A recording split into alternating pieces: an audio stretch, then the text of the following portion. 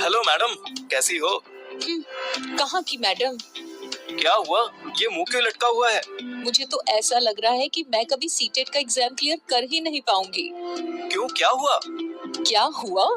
मुझे अभी तक प्रीवियस ईयर्स के पेपर्स और एकदम अच्छा वाला स्टडी मटेरियल नहीं मिला है। बस, ये है मास्टर्स अड्डा, द लर्निंग ऐप। इस ऐप में paid notes, previous year papers with answer keys, NCERT की बुक्स और हिमांशी मैम के नोट्स फ्री में अवेलेबल हैं। और तो और स्टडी मटेरियल के वीडियो लिंक्स भी अवेलेबल हैं। अरे वाह, तुमने तो मेरी टेंशन ही मिटा दी। अभी गूगल प्ले स्टोर से ऐप डाउनलोड करती हूँ।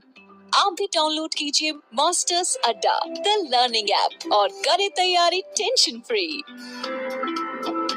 ताकि हम लोगों को पता है कि हमारा जो एग्जाम होने वाला है सीटेट का जुलाई से लेकर के अगस्त में, उसमें आपके 30 नंबर की आने वाली है एवीएस की। अगर हम बात करें तो ऑनलाइन एग्जाम हो रहा है, तब से हम देख रहे हैं कि कई सारे क्वेश्चंस हमारे शिफ्टों में नए नए बन जाते हैं, जैसे कि नृत्य हो गया, भाषा बोली हो गई, संविधान के कई सारे क्वेश्चन आ जाते हैं, जो कि आप मान लीजिए कि जीके से 3 से 4 क्वेश्चन आपके जो ईवीएस में आते हैं वो जीके से भी बनने लगे हैं। तो आज की जो आपकी क्लास रहने वाली है काफ़ी इंपॉर्टेंट रहने वाली है, और हम लोग वो क्वेश्चन करने वाले हैं जो आपके एग्जाम में पूछे जा चुके हैं और आगे भी पूछे जाने की संभावना रहने वाली है।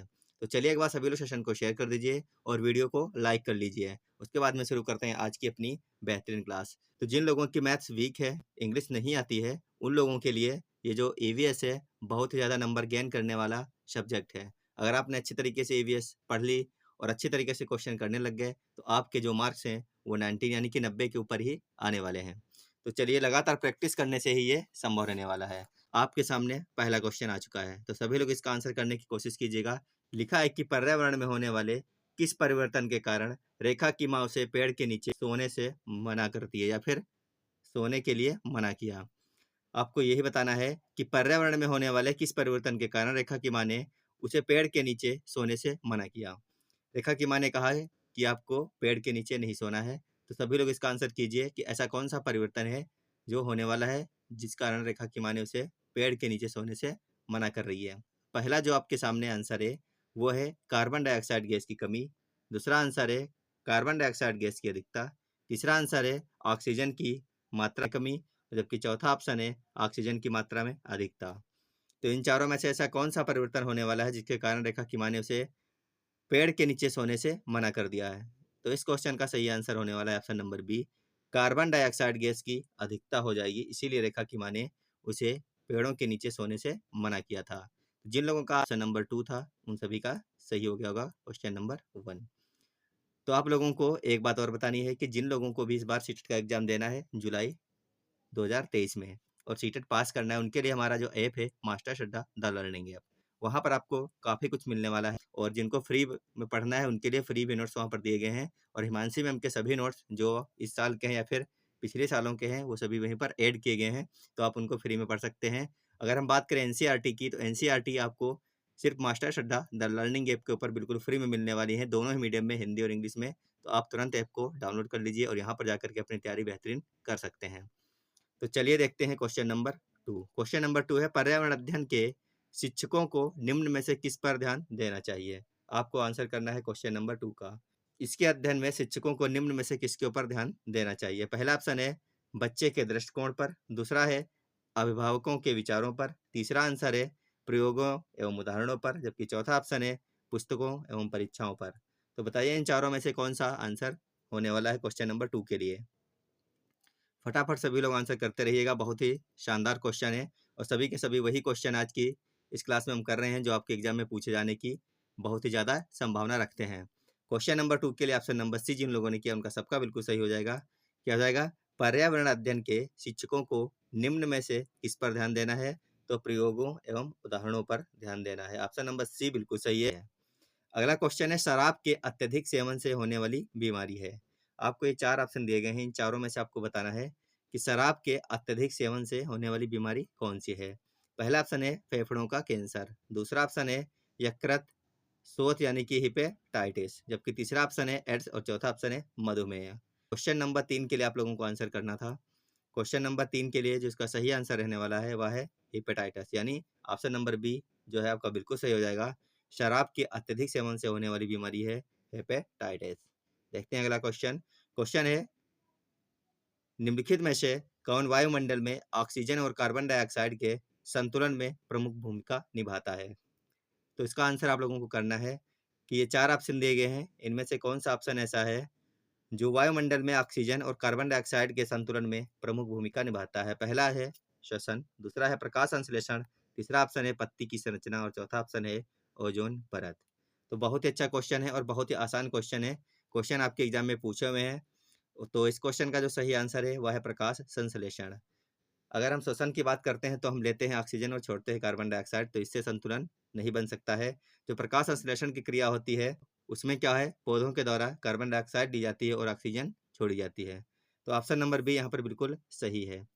चलते हैं अगले क्वेश्चन पर। क्वेश्चन नंबर 5 देखते हैं सभी लोग। लिखा है, किसान द्वारा फसल बोने के पूर्व खेत की जुताई किए जाने का कारण निम्न में से क्या है? सभी लोगों को पता है, अगर आप गांव से आते हैं, देहात से आते हैं, तो हमारे यहाँ पर किसान लोग अपने खेत में बीज डालने से पहले खेतों को जोतते हैं। तो जुताई करने का क्या कारण हो सकता है? पहला जो ऑप्शन है वह है मृदा को उलट पलट करना, दूसरा ऑप्शन है मृदा के कणों के मध्य वायु के लिए स्थान बनाना, जबकि तीसरा ऑप्शन है मृदा के कणों के मध्य जल के लिए स्थान बनाना, जबकि चौथा ऑप्शन है मृदा के कणों के मध्य सूक्ष्म जीवों के रहने के लिए स्थान बनाना। बहुत ही अच्छा क्वेश्चन था, बहुत सारे लोगों का गलत हुआ था। बहुत ही अच्छा क्वेश्चन कह सकते हैं इसको। देखते हैं आप लोग सही आंसर कर पा रहे हैं या फिर नहीं कर पा रहे हैं। अगर आपको भी सीटेट एक बार में पास करना है तो आपको चैनल को तुरंत सब्सक्राइब करना है और जितनी भी क्लासें यहाँ पर चलती हैं या फिर जो क्लासें चल चुकी हैं सभी को आप पढ़ सकते हैं, क्योंकि सीटेट का सिलेबस चेंज नहीं हुआ है। तो सारे के सारे वही क्वेश्चन उलट पलट के आते रहते हैं। तो इस क्वेश्चन का अगर हम देखें तो सही आंसर हो जाएगा आपका ऑप्शन नंबर बी। क्या होगा? मृदा के कणों के मध्य वायु के लिए स्थान बनाना। तो जिन लोगों ने ऑप्शन नंबर बी किया था उन सभी का बिल्कुल सही हो जाएगा। देखते हैं क्वेश्चन नंबर 6। लिखा है, रीढ़ वाले जंतु हैं। इनमें से ऐसा कौन सा जंतु है जो रीढ़ वाले हैं? क्या वो खरगोश है, गिलहरी है या फिर सर्प है या फिर ये सभी के सभी हैं? सभी लोग आंसर करेंगे इनमें से रीढ़ वाला जंतु कौन सा है। फटाफट आंसर करिए, देख रहे हैं कौन कौन सही आंसर कर रहा है इस क्वेश्चन के लिए। क्वेश्चन नंबर 6 के लिए ऑप्शन नंबर डी बिल्कुल सही है। खरगोश की रीढ़ होती है, गिलहरी की भी होती है और सर्प की भी होती है, इसीलिए तीनों ही सही है। तो इसका ऑप्शन नंबर डी जो है बिल्कुल सही है। उपरोक्त सभी जिन लोगों ने किया था उनका सबका सही आंसर माना जाएगा क्वेश्चन नंबर 6 के लिए। अगला क्वेश्चन है आपके लिए क्वेश्चन नंबर 7। निम्न में से कौन सी पर्यावरण अध्ययन की पाठ्य पुस्तक विद्यार्थियों के लिए उपयोगी होगी? यहाँ पर पर्यावरण अध्ययन की पाठ्य पुस्तक दी गई है, तो आपको बताना है कि इन चारों में से ऐसी कौन सी पाठ्य पुस्तक है पर्यावरण अध्ययन की जो विद्यार्थियों के लिए उपयोगी रहने वाली है। पहला ऑप्शन है गतिविधियां इकाई के अंत में उपलब्ध हों, जबकि दूसरा ऑप्शन है गतिविधियां अध्याय के अंत में उपलब्ध हों। जो आपका ऑप्शन नंबर सी है वह है गतिविधियां प्रकरणों के साथ हों, जबकि चौथा ऑप्शन है गतिविधियां पाठ्य पुस्तक में अलग अलग स्थानों पर हों। तो फटाफट आंसर करिए एक बार, बहुत अच्छा क्वेश्चन है क्वेश्चन नंबर 7। निम्न में से कौन सी पर्यावरण अध्ययन की पाठ्य पुस्तक विद्यार्थियों के लिए उपयोगी होगी? आप लोगों को बहुत ही फटाफट से आंसर करने हैं, क्योंकि ऑनलाइन एग्जाम होता है तो आपके सामने एक एक क्वेश्चन आता जाएगा और आप फटाफट पढ़ते जाइएगा। इसी प्रकार से क्वेश्चन आपके सामने खुलेगा। इस क्वेश्चन का जो सही आंसर है वो हो जाएगा ऑप्शन नंबर सी। क्या हो जाएगा? गतिविधियां प्रकरणों के साथ में होनी चाहिए। ऑप्शन नंबर सी जिन लोगों ने किया था उनका सबका बिल्कुल सही हो जाएगा। चलते हैं अगले क्वेश्चन पर। क्वेश्चन नंबर 8 लिखा है, शिक्षक को निम्न में से किसके आधार पर विद्यार्थी की डिसलेक्सिया समस्या की जानकारी प्राप्त होगी? तो आप लोगों को आंसर करना है कि निम्न में से शिक्षक को किसके आधार पर विद्यार्थी की डिसलेक्सिया समस्या की जानकारी प्राप्त होगी? क्या पढ़ने से, बोलने से, सुनने से या फिर बोलने एवं सुनने दोनों ही चीज़ों से? तो क्वेश्चन नंबर 8 का आंसर आप लोगों को करना है। डिसलेक्सिया का मतलब होता है पढ़ने से संबंधित दिक्कत होती है विद्यार्थियों को, तो ऑप्शन नंबर ए इसका बिल्कुल सही हो जाएगा। तो जिन लोगों ने ऑप्शन नंबर ए किया था उनका सबका बिल्कुल सही माना जाएगा क्वेश्चन नंबर 8 के लिए। अगला क्वेश्चन है क्वेश्चन नंबर 9। लिखा है, निम्नलिखित में से कौन प्रोटीन का उत्तम स्रोत नहीं है? क्या पूछा है? प्रोटीन का उत्तम स्रोत इनमें से कौन सा नहीं है? पहला है दूध, दूसरा है अंडा, तीसरा ऑप्शन है समुद्री खाद्य, जबकि चौथा ऑप्शन है मूंगफली का तेल। समुद्री खाद्य का मतलब है जो समुद्र से हम खाने वाली चीज़ें लेकर के आते हैं, मछलियाँ हो गई या फिर अन्य कई सारी चीज़ें हो गई। तो आप लोगों को आंसर करना है क्वेश्चन नंबर 9 के लिए। जो सही आंसर रहने वाला है वह हो जाएगा आपका ऑप्शन नंबर डी, मूंगफली का तेल। चलते हैं अगले क्वेश्चन पर। क्वेश्चन नंबर 10 लिखा है, मनुष्य में एनीमिया यानी कि रक्त अल्पता का प्रमुख कारण है। बहुत बार क्वेश्चन आपके एग्जाम में बन चुका है, आप लोगों को बहुत ही आसानी के साथ इसका आंसर आना चाहिए था। इसमें कई बार यहाँ से क्वेश्चन उठ चुका है अब तक। लिखा है देखिए, प्रोटीन की कमी, एनीमिया का प्रमुख कारण क्या है? तो पहला ऑप्शन है प्रोटीन की कमी का होना, दूसरा है कैल्शियम की कमी, तीसरा है लौह तत्व यानी आयरन की कमी, चौथा ऑप्शन है विटामिन ए की कमी। तो फटाफट आंसर करिए सभी लोग क्वेश्चन नंबर 10 का। मनुष्य में एनीमिया का प्रमुख कारण हो जाएगा, क्या हो जाएगा? लौह तत्व यानी कि आयरन की कमी का होना। तो क्वेश्चन नंबर 10 के लिए ऑप्शन नंबर सी जिन लोगों ने किया था उन सभी लोगों का बिल्कुल सही हो जाएगा। अगला क्वेश्चन है क्वेश्चन नंबर 11, लिखा है मनुष्य में एनीमिया का प्रमुख कारण है। तो अभी हम लोग बात कर चुके हैं आयरन की कमी।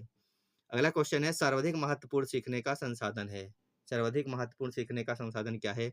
क्या वो क्षेत्र भ्रमण करना है, पुस्तकालय है, सर्वे एवं परियोजना है, या फिर उपरोक्त सभी है? तो आपको आंसर करना है क्वेश्चन नंबर 12 के लिए। सर्वाधिक महत्वपूर्ण सीखने का संसाधन इनमें से कौन सा है?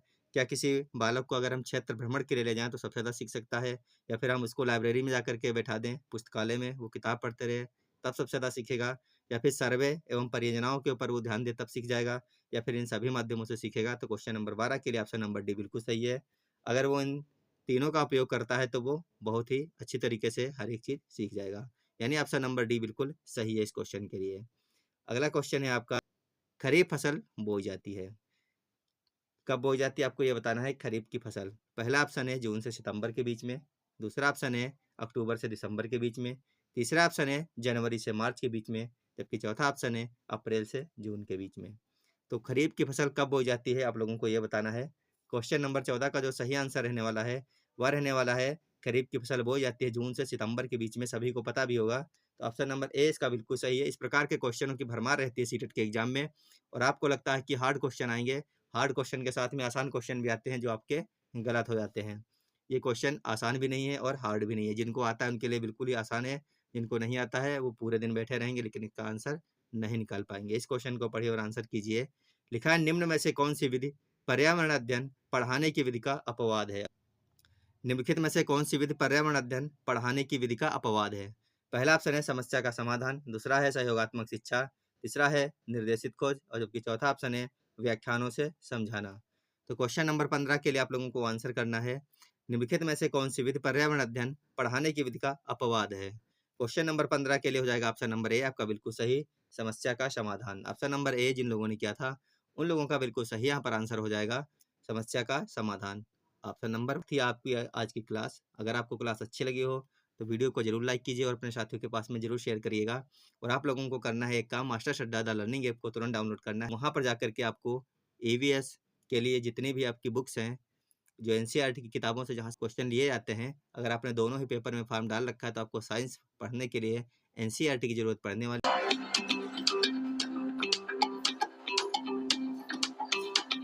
हेलो मैडम, कैसी हो? कहाँ की मैडम? क्या हुआ? ये मुंह क्यों लटका हुआ है?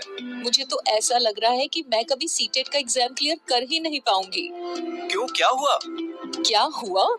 मुझे अभी तक प्रीवियस ईयर्स के पेपर्स और एकदम अच्छा वाला स्टडी मटेरियल नहीं मिला है। बस ये है मास्टर्स अड्डा द लर्निंग ऐप। इस ऐप में paid notes, previous year papers with answer keys, NCERT की बुक्स और हिमांशी मैम के नोट्स फ्री में अवेलेबल हैं। और तो और स्टडी मटेरियल के वीडियो लिंक्स भी अवेलेबल हैं। अरे वाह, तुमने तो मेरी टेंशन ही मिटा दी। अभी गूगल प्ले स्टोर से ऐप डाउनलोड करती हूँ। आप भी डाउनलोड कीजिए मास्टर्स अड्डा द लर्निंग ऐप और करें तैयारी टेंशन फ्री।